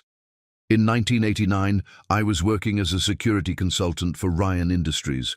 Catherine Ryan, Matthew's mother, was married to Charles, but it was a loveless arrangement, a merger of 2 wealthy families with no real affection between them." He handed Stephanie a photograph. A young black man in an expensive suit standing beside a beautiful white woman with Matthew's same storm-grey eyes. They were looking at each other with unmistakable love. "Catherine and I fell in love," Edmund continued, his voice growing softer. "We tried to fight it, tried to maintain proper boundaries, but—" He shrugged helplessly. "Love doesn't recognize social barriers, does it? But Matthew doesn't know." Edmund's laugh was bitter. "No one knows. When Catherine became pregnant, we both knew the truth would destroy her marriage, her social position, her family's business connections. A white heiress having an affair with her black employee in 1989, it would have been scandalous beyond repair." Stephanie stared at the photograph, seeing Matthew's features in both faces now that she knew what to look for. The strong jawline from his father, the expressive eyes from his mother, the quiet dignity that Edmund carried like a birthright. So she stayed with Charles? Charles was traveling extensively that year. Catherine told him the child was his, conceived during one of his brief visits home. He never questioned it. Why would he? He had no reason to doubt his wife's fidelity. "And you just accepted being shut out of your son's life?" Edmund's composure finally cracked, and Stephanie saw the decades of suppressed pain flash across his face. "I didn't have a choice. Catherine begged me to stay, to help raise him from the shadows. She arranged for me to be hired as the family's head of security, then later as Matthew's personal assistant. It was the only way I could be part of his life." The full scope of the sacrifice hit Stephanie like a physical blow. 34 years. You've been watching your son grow up, unable to claim him, unable to tell him who you really are. Watching him become a remarkable man despite his family's influence, not because of it, Edmund said with fierce pride. Watching him struggle with loneliness and addiction and family pressure, knowing I could help him if he only knew the truth about who he is. "Why didn't you ever tell him?" "Because Catherine made me promise. On her deathbed, she made me swear I would never reveal the truth unless Matthew's life was in genuine danger." Edmund's voice grew hard. "Well, Miss Catley, watching the woman he loves nearly burn to death in an orchestrated fire qualifies as genuine danger in my book." Stephanie looked through the documents Edmund had brought. DNA tests from when Matthew was a child, blood type comparisons, medical records that would prove paternity beyond any doubt. Everything needed to turn the Ryan family's world upside down. "Lady Cordelia doesn't know." "Lady Cordelia suspects," Edmund said grimly. She's always known Charles wasn't particularly attentive to Catherine during the relevant time period. I think she's suspected for years that Matthew isn't really Charles's son, but she could never prove it. And as long as Matthew remained under family control, it didn't matter. But if this came out now, it would destroy her plans completely, Edmund finished. Matthew's inheritance is tied to being Charles Ryan's legitimate heir. If it became public knowledge that he's actually the son of a black security consultant, the legal challenges alone would tie up the estate for years. And the scandal, he smiled grimly. The scandal would destroy Lady Cordelia's social standing permanently. Stephanie stared at the evidence spread across her coffee table, 34 years of suppressed truth that could change everything. You're planning to use this to stop them? I'm planning to save my son, Edmund corrected, and the woman who makes him happier than I've seen him since he was a child. Lady Cordelia wants a war. She'll get one. But she's about to discover she's been fighting the wrong enemy all along. What happens to you when this comes out? Your reputation, your career. Edmund's smile was serene, peaceful in a way Stephanie had never seen before. Miss Catley, I've spent 34 years pretending to be a servant in my own son's life. I've watched him suffer, watched him struggle with addiction and family manipulation, watched him believe he was unloved and unwanted. Do you really think I care about my reputation more than his happiness? He's going to be devastated, Stephanie said quietly, learning that his entire life has been built on a lie. Yes, Edmund agreed, but he's also going to learn that he's been loved unconditionally his entire life by someone who would have claimed him proudly if the world had been different. That's not nothing, Miss Catley. A knock at the door made them both freeze. 3 sharp raps, pause, then Matthew's voice. Stephanie? Edmund said he was coming to see you. I was worried. Edmund and Stephanie looked at each other across the coffee table covered in life-changing evidence. It's time, Edmund said quietly. He deserves to know the truth, all of it. Stephanie walked to the door on unsteady legs, her mind reeling from everything she'd learned. When she opened it, Matthew looked like hell, pale, shaky from withdrawal, his eyes hollow with exhaustion and guilt. But when he saw her face, concern immediately replaced everything else. What's wrong? He asked, stepping inside and immediately spotting Edmund beside the coffee table covered in documents. What's going on?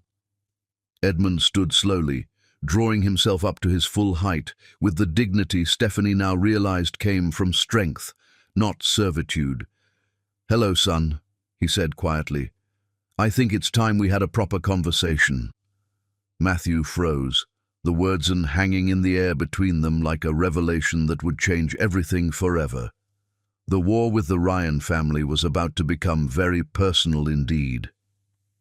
Chapter 9. The Battle for Love.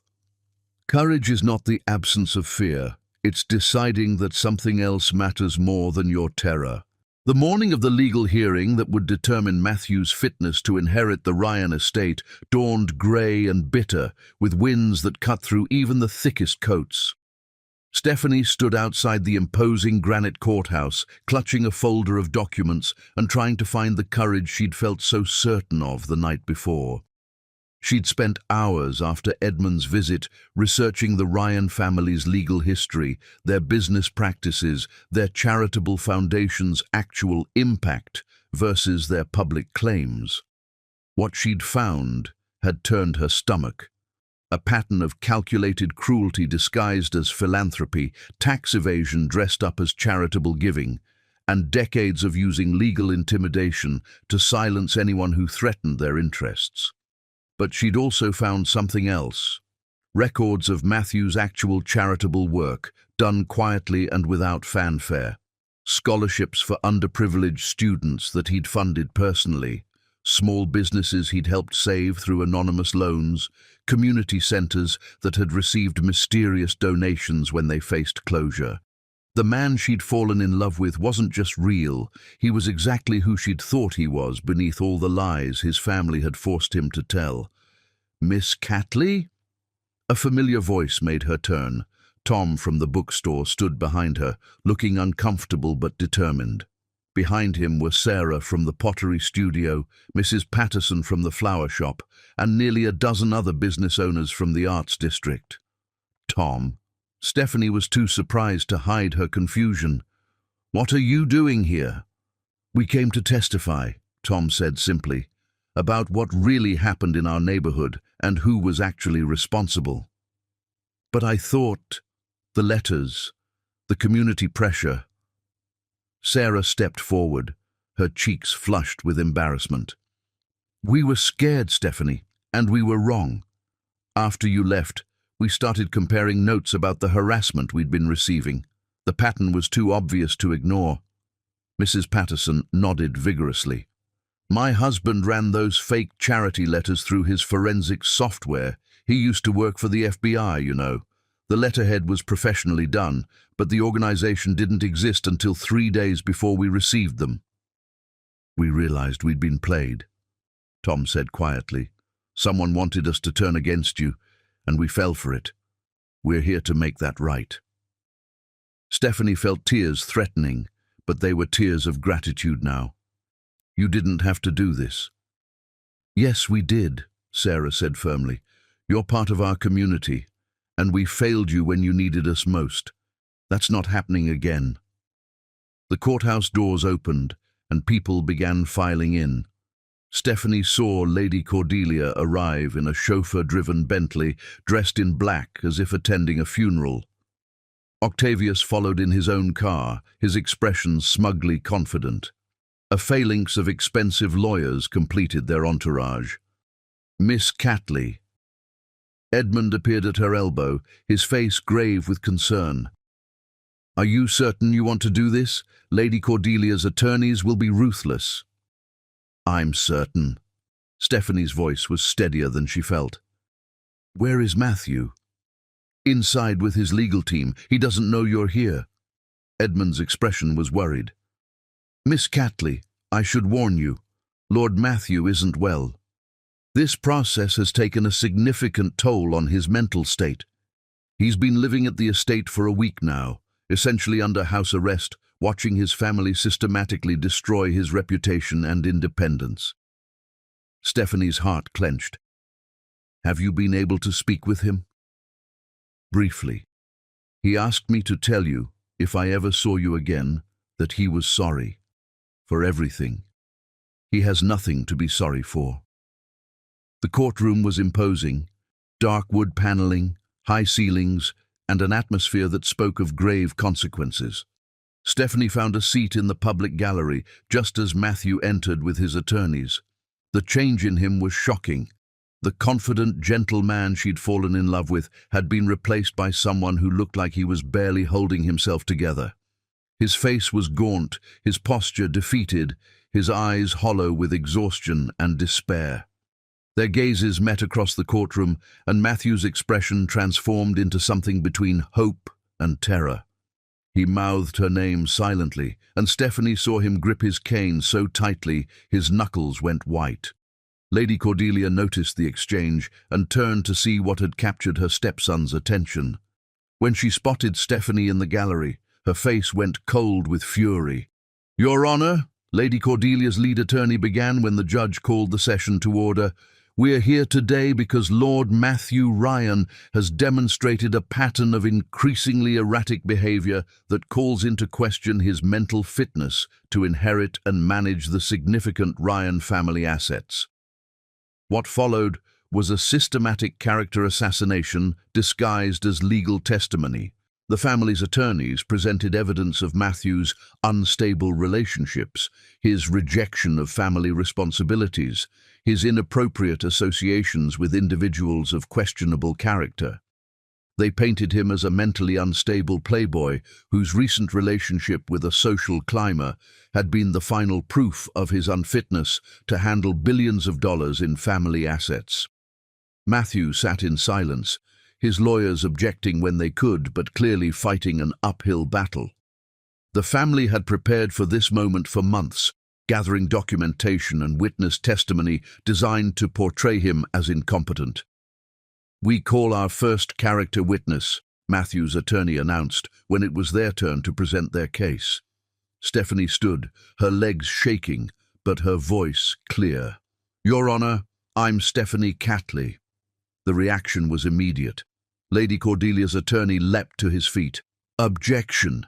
Miss Catley is hardly an appropriate character witness given her personal involvement with the respondent." "Overruled," the judge said calmly.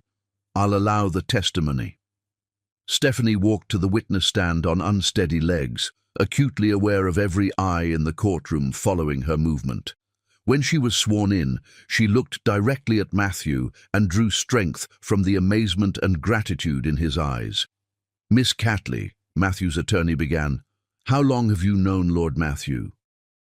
2 months, Stephanie said clearly. "But in that time, I got to know him better than most people know anyone in a lifetime." "And what was your impression of his mental state and judgment during this period?" Stephanie chose her words carefully. "Matthew, Lord Matthew, is the most thoughtful, intelligent, and emotionally stable person I've ever met. He helped me solve complex financial problems with my business. He showed remarkable insight into community issues and demonstrated genuine concern for people struggling economically. His judgment was consistently sound, his behavior always appropriate." "But isn't it true," Lady Cordelia's attorney interjected during cross-examination, "that Lord Matthew deceived you about his true identity throughout your entire relationship?" "Yes," Stephanie admitted, "but I understand now why he felt that was necessary." "Really? Please enlighten us." Stephanie looked directly at Lady Cordelia. "He was trying to experience what it felt like to be loved for who he is as a person, rather than what he owns. Given the systematic surveillance and manipulation he's been subjected to by his own family, that seems like remarkably healthy self-protection." A murmur ran through the courtroom. Lady Cordelia's face was murderous, but the judge called for order. "Miss Catley," Matthew's attorney continued, "did you observe anything during your relationship that would suggest Lord Matthew was mentally unstable or incapable of managing significant financial assets?" "The opposite," Stephanie said firmly. "His insights into business management were sophisticated and practical. He helped me develop strategies that saved my cafe from bankruptcy. He understood complex financial instruments and could explain them clearly. If anything, he demonstrated exceptional competence in exactly the kind of thinking required to manage large estates." One by one, the business owners from the Arts District took the stand to testify about the systematic harassment they'd experienced. Harassment that began the moment Matthew's relationship with Stephanie became known to his family. They provided documentation of the fake Business Improvement Alliance, the coordinated inspection campaigns, the mysterious legal challenges that had appeared and disappeared in sync with the family's demands. Tom's testimony was particularly damaging to the family's case. "We were used as weapons against Miss Catley, and by extension against Lord Matthew. The Ryan family's charitable foundation created a fake organization and manipulated our community into turning against one of our own. That's not the behavior of a charitable institution. It's the behavior of a criminal enterprise." The judge listened to hours of testimony with increasing interest. When the last witness had spoken, he called for a recess to consider the evidence. During the break, Stephanie found herself face to face with Lady Cordelia in the courthouse corridor. "You have no idea what you're dealing with," Lady Cordelia hissed, her cultured mask finally slipping completely. "You think this is some kind of fairy tale where love conquers all. Matthew is weak, just like his father. He'll destroy everything the Ryan name represents if he's allowed to inherit." "Maybe that's exactly what the Ryan name needs," Stephanie replied calmly. "Someone who cares more about doing right than looking respectable. You little mother." Matthew appeared beside them, using his cane but moving with more strength than Stephanie had seen from him all day. That's enough. Lady Cordelia smiled coldly. Matthew, darling, surely you're not going to let this girl destroy everything your grandfather built? No, Matthew said quietly. I'm going to let her help me build something better. He took Stephanie's hand, and she felt the tremor in his fingers, not from weakness, but from hope. The judge is returning, Edmund announced from the courtroom doors. As they filed back in, Stephanie saw something she'd never expected: uncertainty in Lady Cordelia's eyes. For the first time, the outcome wasn't guaranteed. The battle wasn't over, but for the first time in weeks, it felt like they might actually win. Chapter 10, Crown of Hearts.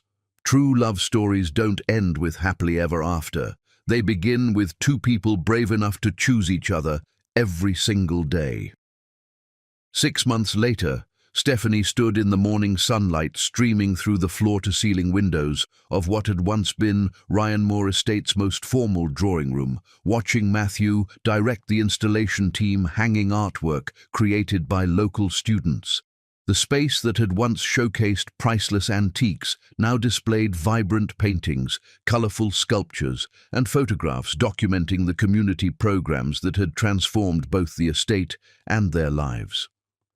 The portrait of great-grandfather Horatio is spinning in his grave, Matthew observed with satisfaction as workers carefully positioned a mural depicting children from the arts district learning about urban gardening in what used to be Lady Cordelia's prized rose garden. Good, Stephanie said, wrapping her arms around his waist from behind. Maybe now he'll understand what real legacy looks like. The judge's decision had been swift and definitive. After hearing testimony about the family's systematic harassment, their use of charitable organizations as weapons of intimidation, and the clear evidence of Matthew's mental competence and business acumen, he had not only upheld Matthew's right to inherit, but had also ordered an investigation into the Ryan Foundation's practices that eventually led to significant legal reforms in how charitable organizations could operate. Lady Cordelia and Octavius had been stripped of their positions within the family's business empire and had relocated to a family property in Switzerland, where they could nurse their grievances in expensive exile. The last Stephanie had heard, they were attempting to establish themselves in European high society, where American scandals carried less weight. The afternoon session starts in 20 minutes, Edmund announced, appearing in the doorway with his usual perfect timing. At 74, he showed no signs of slowing down, though his role had evolved from butler to chief operations officer of the Matthew Ryan Community Foundation. The scholarship recipients are arriving now. Stephanie smiled, remembering her nervousness before the first scholarship ceremony 3 months ago. Matthew had insisted that she co-chair the foundation, arguing that her understanding of community needs was essential to their mission. She'd been terrified of speaking to rooms full of wealthy donors, but Matthew's quiet confidence in her abilities had given her strength. "How many today?" Matthew asked, straightening his tie with the same careful attention he'd once used to disguise his identity. 37, Edmund reported, including 5 from the arts district, 12 from immigrant families, and 8 who are the first in their families to attend university. The numbers represented lives changed, dreams made possible, futures secured. Every scholarship was funded personally by Matthew, who had discovered that giving away his inherited wealth brought him more joy than he'd ever found in accumulating it.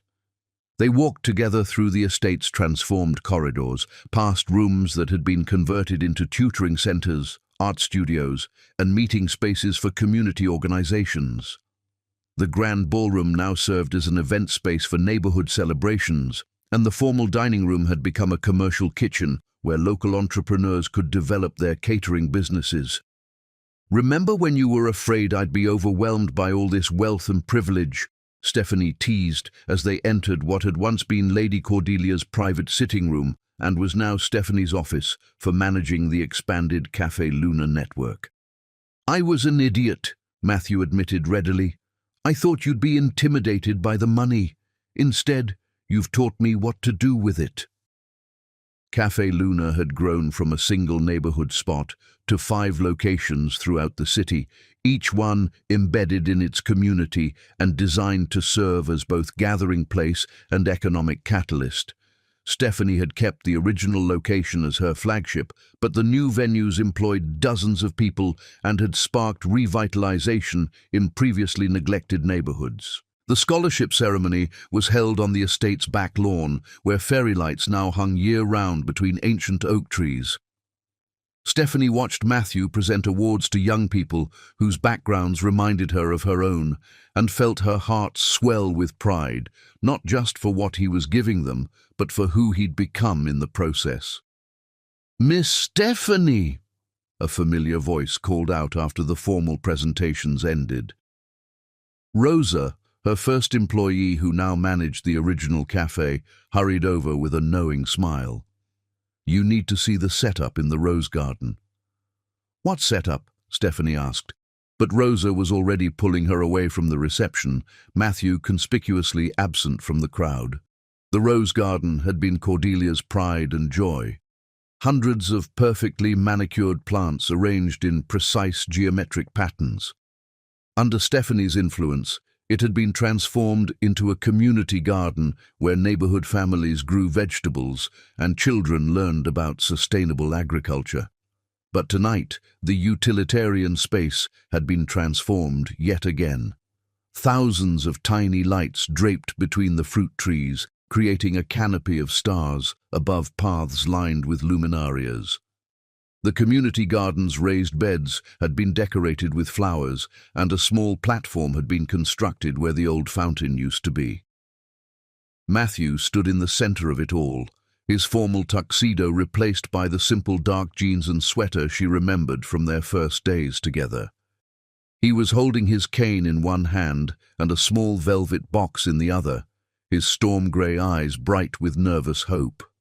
"Stephanie," he said as she approached, his voice carrying the same gentle sincerity that had first captured her heart. "6 months ago, I thought I'd lost you forever because I'd been too much of a coward to tell you the truth about who I was. But the truth is, I never knew who I was until I met you." Stephanie felt tears starting, the good kind this time, the kind that came from joy too big to contain.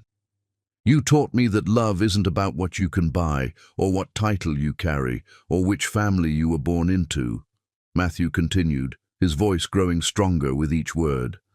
"Love is about choosing to see someone's true heart and deciding that's exactly where you want to build your life." He knelt carefully, mindful of his injured leg but graceful in his determination. "Stephanie Catley, you saved my life in every way a person can be saved. You gave me courage, purpose, and a reason to believe that I could be worthy of the love you offered me. Will you marry me and let me spend the rest of my life proving that your faith in me wasn't misplaced?" The ring was beautiful, a vintage Art Deco design with a center diamond surrounded by smaller stones that caught the fairy lights like captured starlight. But what took Stephanie's breath away wasn't the jewelry.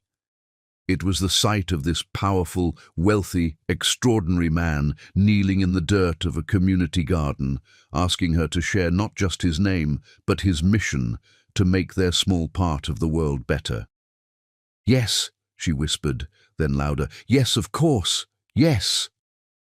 The applause that erupted around them revealed that their supposedly private moment had attracted an audience. The scholarship recipients, the foundation staff, the neighbors who had become friends, all celebrating the love story that had transformed their community. Matthew slipped the ring onto her finger with shaking hands, then pulled her down for a kiss that tasted like promise and forever. When they finally broke apart, Stephanie could see their entire future stretching out before them, not perfect, never perfect, but real and honest, and built on the foundation of choosing each other every single day. "So," she said, helping him to his feet, "where do we go from here, Lord Ryan?" "Actually," Matthew said with a grin that reminded her of the man who used to forget his wallet at her cafe counter. "I was thinking we could start with coffee. Black, no sugar, at a little place I know in the Arts District." Stephanie laughed, the sound carrying across the garden and mixing with the music and conversation of their impromptu engagement party. "I think I know the place. Fair warning, though, the owner has a tendency to fall for mysterious customers."